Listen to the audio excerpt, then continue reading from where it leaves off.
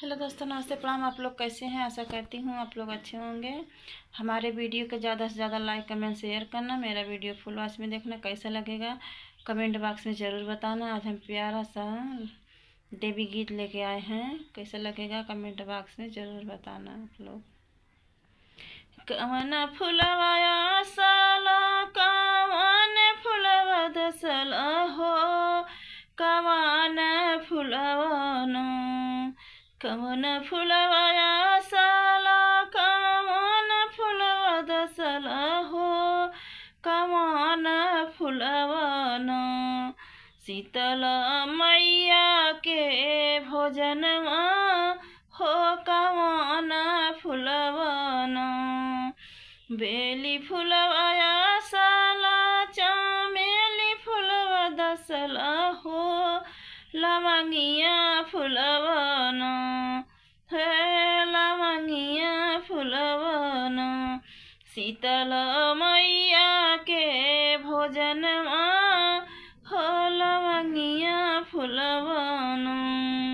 कवन फुलवाया साला कवन फुलवा दसला हो, कवन फुलवाना दुर्गा मैया के भोजनमा हो, कवन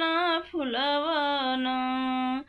बेली फुलवाया साला चमेली फुलवा दसला हो, अड़हुला फुलवाना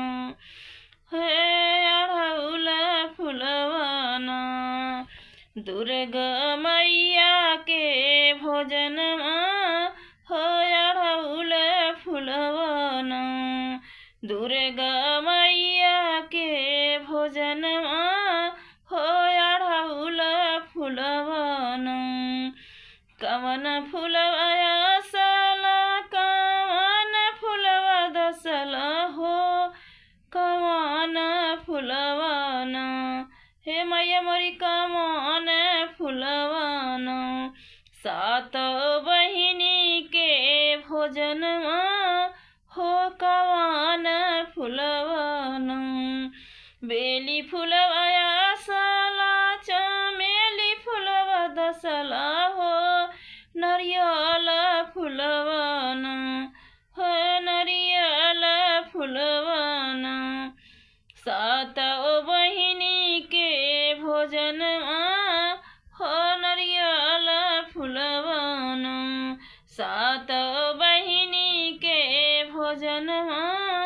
हो, नरियल फुलवाना कवन फुलवाया साला कवन फुलवा दसला हो, कवन फुलवाना